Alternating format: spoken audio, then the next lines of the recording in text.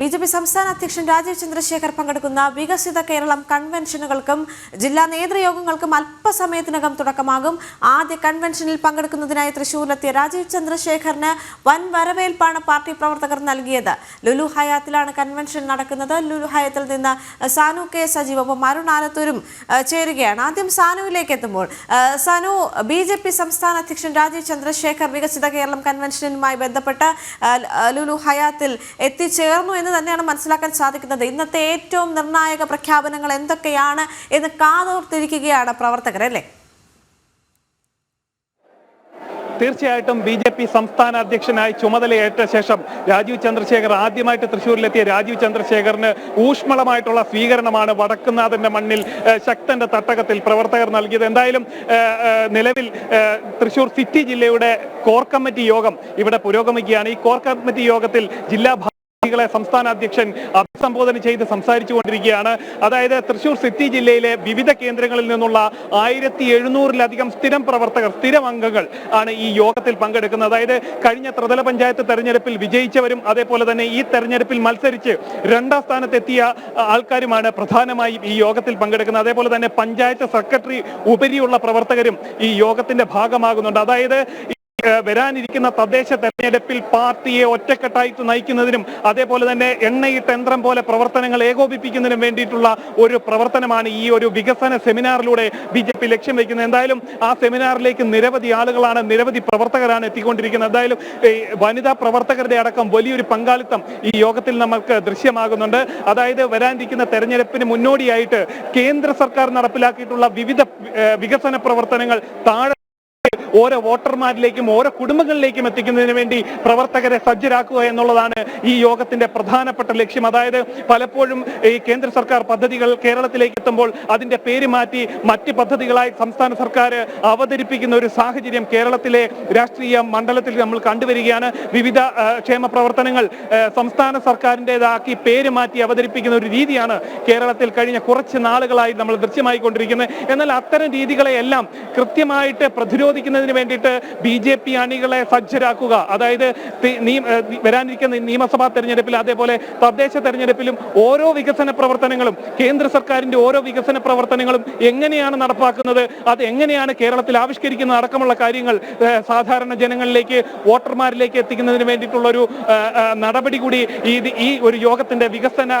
സെമിനാറിന്റെ ഭാഗമായിട്ട് ബി.ജെ.പി. മുന്നോട്ട് വയ്ക്കുന്നുണ്ട്. അതേപോലെ തന്നെ മിഷൻ 2025, അതായത് 2025-ൽ ബി.ജെ.പി. വലിയ വിജയങ്ങൾ തദ്ദേശ തെരഞ്ഞെടുപ്പിൽ അടക്കം വലിയ വിജയങ്ങൾ ലക്ഷ്യമിടുന്നുണ്ട്. അതായത് തൃശ്ശൂർ സിറ്റിയിലടക്കം 300+ എന്നൊരു സംഖ്യ മുന്നോട്ട് വെച്ചുകൊണ്ടുള്ള ഒരു പ്രവർത്തനത്തിനാണ് ബി.ജെ.പി. തയ്യാറെടുക്കുന്നത്. അതായത് തൃശ്ശൂർ കോർപ്പറേഷൻ അടക്കം പിടിച്ചെടുത്തുകൊണ്ട് ശക്തി തെളിയിക്കുക, അതായത് ഒരു ശക്തി പ്രകടനമാക്കുക. അതായത് ഇടത് വലത് മുന്നണികൾക്കൊപ്പം ബി.ജെ.പി. അതായത് NDA ഒരു ശക്തമായ സംവിധാനമായിട്ട് ഉരുത്തിരിച്ചെടുക്കുക എന്നുള്ള ലക്ഷ്യം വെച്ചുകൊണ്ടുള്ള ഒരു മിഷൻ 2025-ന്റെ പ്രവർത്തനവും ഇന്നിവിടെ ഉദ്ഘാടനം ചെയ്യപ്പെടുകയാണ്. സംസ്ഥാനതല ഉദ്ഘാടനം, അതായത് വികസന സെമിനാറിന്റെ സംസ്ഥാനതല ഉദ്ഘാടനം, അതേപോലെ തന്നെ മിഷൻ 2025-ന്റെ പ്രഖ്യാപനവും ഈ തൃശ്ശൂരിൽ ശക്തന്റെ മണ്ണിൽ അല്പസമയത്തിനുള്ളിൽ സംസ്ഥാന അധ്യക്ഷൻ രാജീവ് ചന്ദ്രശേഖർ നിർവഹിക്കാൻ പോവാണ്. നിലവിൽ ഇപ്പോൾ സിറ്റി ജില്ലയുടെ കോർ കമ്മിറ്റി യോഗം പുരോഗമിക്കുകയാണ്. ശരി, അരുൺ ആലത്തൂർ കൂടി ചേരുന്നുണ്ട്. അരുൺ, രാജീവ് ചന്ദ്രശേഖർ വലിയൊരു തിരയിളക്കമാണ് തൃശ്ശൂരിൽ ഉണ്ടാക്കിയെടുത്തിരിക്കുന്നത് എന്ന കാര്യത്തിൽ സംശയമില്ല. ഉജ്ജ്വലമായൊരു സ്വീകരണമാണ് അദ്ദേഹത്തിന് അവിടെ ഉണ്ടായത്. മാത്രവുമല്ല, ഇന്ന് കൺവെൻഷനിൽ എന്തൊക്കെ പറയും, എന്തൊക്കെ പുതിയ പ്രഖ്യാപനങ്ങൾ ഉണ്ടാകും എന്നിങ്ങനെയുള്ള ചില ആകാംക്ഷഭരിതമായ നിമിഷങ്ങൾ കൂടിയാണല്ലോ കടന്നു പോകുന്നത്.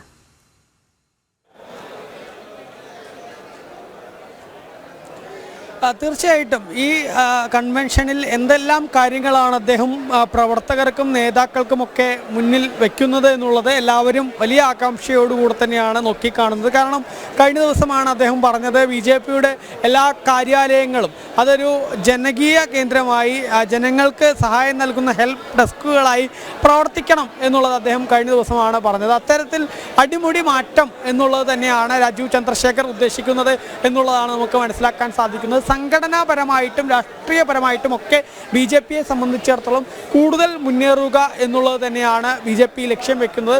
തൃശ്ശൂർ പോലുള്ള ഒരു സ്ഥലത്ത് നിന്ന് ഈ ഒരു വികസിത കേരളം 2025 എന്നുള്ള ഈ കൺവെൻഷനുകൾക്ക് തുടക്കം കുറിക്കുമ്പോൾ അതിൽ കൃത്യമായ രാഷ്ട്രീയം പറയുന്നത് തൃശ്ശൂരിൽ ഉണ്ടായിട്ടുള്ള വിജയം അത് കേരളത്തിൻ്റെ മുക്കിലും മൂലയിലും ആ വിജയം ആവർത്തിക്കണം എന്നുള്ളതാണ് BJP ലക്ഷ്യം വെക്കുന്നത് എന്നുള്ളതാണ് നമുക്ക് മനസ്സിലാക്കാൻ സാധിക്കുന്നത്. ഏതായാലും ലുലു ഗ്രാൻഡ് ഹയാത്തിൽ പ്രവർത്തകരും മറ്റുമൊക്കെ എത്തിക്കഴിഞ്ഞു. നമുക്ക് ഇപ്പോൾ ഈ ഒരു ഗ്രാൻഡ് ഹയാത്തിൻ്റെ മുൻവശത്ത് കാണാൻ സാധിക്കും. ഇവിടെ രജിസ്ട്രേഷനൊക്കെ ഇപ്പോഴും പുരോഗമിച്ചുകൊണ്ടിരിക്കുന്ന സാഹചര്യമാണുള്ളത്. ഒരുപാട് നേതാക്കളും പ്രവർത്തകരും ഒക്കെയാണ് ഈ പരിപാടിയിലേക്ക് എത്തിയിരിക്കുന്നത്.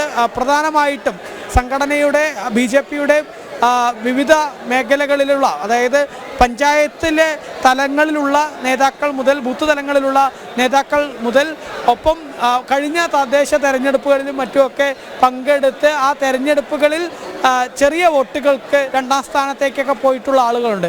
അത്തരത്തിലുള്ള ആളുകൾ, അതുകൂടാതെ വാർഡ് മെമ്പറും അതുപോലെ തന്നെ നഗരസഭാ കൗൺസിലർമാരെ, മുനിസിപ്പാലിറ്റി കോർപ്പറേഷനുകളിലെ കൗൺസിലർമാർ, അങ്ങനെ വിവിധ ജനപ്രതിനിധികളായിട്ട് ഇപ്പോഴും പ്രവർത്തിക്കുന്ന ആളുകൾ തുടങ്ങിയ അവരെ എല്ലാവരെയും ഈ ഒരു കൺവെൻഷനെ പങ്കെടുക്കുന്നതിന് വേണ്ടി ക്ഷണിച്ചിട്ടുണ്ട്. ഇപ്പോൾ ആ ഓഡിറ്റോറിയം നിറഞ്ഞ് കവിഞ്ഞ് നിൽക്കുന്നത് നമുക്ക് കാണാൻ സാധിക്കും. അത്രയേറെ പ്രവർത്തകരാണ്, നേതാക്കളാണ് ഈ ഒരു വികസിത കേരളം 2025 എന്ന ഈ പരിപാടിയിലേക്ക് എത്തിയിരിക്കുന്നത്. ഏതായാലും BJP യെ സംബന്ധിച്ചിടത്തോളം BJP പ്രധാനമായിട്ടും ഇത്തരമൊരു കൺവെൻഷൻ 30 സംഘടനാ ജില്ലകളിലും സംഘടിപ്പിക്കുക വഴി പ്രധാനമായിട്ടും ഉദ്ദേശിക്കുന്നത്, നമുക്കറിയാം ഇനി 2025 തദ്ദേശ സ്വയംഭരണ തെരഞ്ഞെടുപ്പിലേക്ക് കേരളം കടക്കാനിരിക്കുകയാണ്.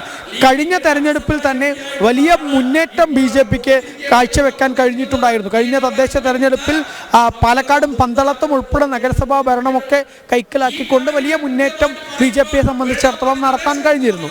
ആ മുന്നേറ്റം ഇപ്പോൾ ഈ ഒരു 2025 എത്തുമ്പോൾ കാര്യങ്ങൾ കുറേയേറെ മാറിക്കഴിഞ്ഞു. കാരണം നമ്മൾ കഴിഞ്ഞ ലോക്സഭാ തെരഞ്ഞെടുപ്പിൽ കണ്ടതാണ്. കാരണം കഴിഞ്ഞ ലോക്സഭാ തെരഞ്ഞെടുപ്പിൽ BJPയെ സംബന്ധിച്ചിടത്തോളം വലിയ മികച്ച വിജയം തൃശ്ശൂരിൽ വിജയിക്കാൻ കഴിഞ്ഞു. ഒപ്പം തന്നെ ഒരുപാട് നിയമസഭാ മണ്ഡലങ്ങളിൽ 2ാം സ്ഥാനത്തേക്ക് വരാനും BJPക്ക് കഴിഞ്ഞിട്ടുണ്ട്.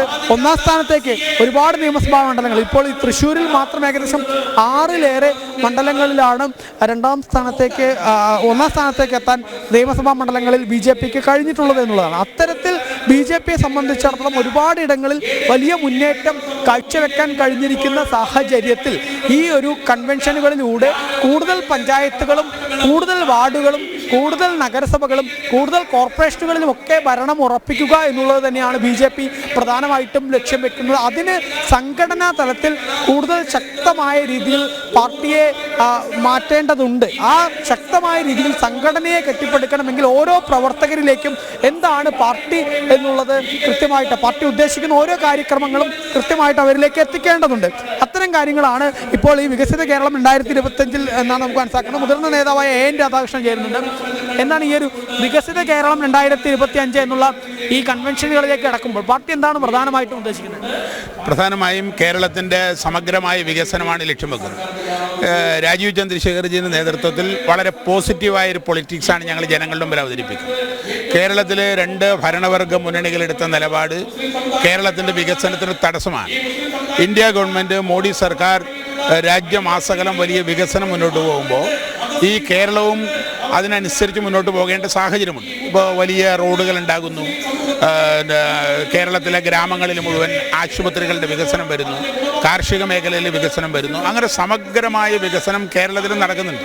പക്ഷേ ആ കേരളത്തിൽ നടക്കുന്ന വികസനം നിർഭാഗ്യവശാൽ കേരളത്തിലെ ഭരണ സംവിധാനങ്ങൾ, അവരുടെ നിലപാടുകൾ, ആ നിലപാടുകൾ ഇന്ത്യ ഗവൺമെൻറ് ഉണ്ടാകുന്ന എല്ലാ വികസന പ്രക്രിയയിലും അട്ടിമറിക്കുകയാണ്, അല്ലെങ്കിൽ കാലതാമസം ഉണ്ടാക്കുകയാണ്, അതല്ലെങ്കിൽ പേര് മാറ്റുന്ന നടപടിക്രമങ്ങൾ ഉണ്ടാകുകയാണ്.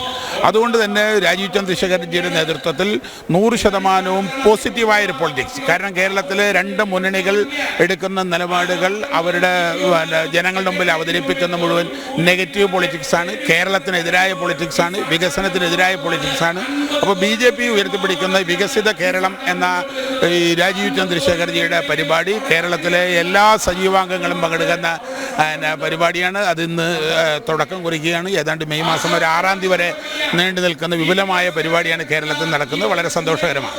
ഈ നെഗറ്റീവ് പൊളിറ്റിക്സിൽ നിന്ന് പോസിറ്റീവ് പൊളിറ്റിക്സിലേക്ക് മറ്റു മുന്നണികൾ നെഗറ്റീവ് പൊളിറ്റിക്സ് അവതരിപ്പിക്കുമ്പോൾ BJP പോസിറ്റീവ് പൊളിറ്റിക്സുമായി മുന്നോട്ട് കൊണ്ടുപോകുമ്പോൾ തൃശ്ശൂരിലെ BJPയും വലിയ ആത്മവിശ്വാസത്തിലാണ്. കാരണം കഴിഞ്ഞ തവണ അനായാസം വിജയിക്കാൻ കഴിഞ്ഞൊരു മണ്ണ് കൂടെയാണ്. പരിപൂർണമായിട്ട് തൃശ്ശൂരിലെ മാത്രമല്ല, കേരളത്തിൽ മൊത്തം BJP എല്ലാവരും പോസിറ്റീവ് ചിന്താഗതിയോട് തന്നെയാണ് മുന്നോട്ട് പോകുന്നത്. തൃശ്ശൂരിൽ തുടക്കം കുറിച്ചത് കേരളത്തിൽ വ്യാപിപ്പിക്കും എന്നുള്ളത് മാത്രമാണ് BJP എടുക്കുന്ന തീരുമാനം. അത് പരിപൂർണമായിട്ട് ഞങ്ങൾ നടപ്പിലാക്കുകയും ചെയ്യും.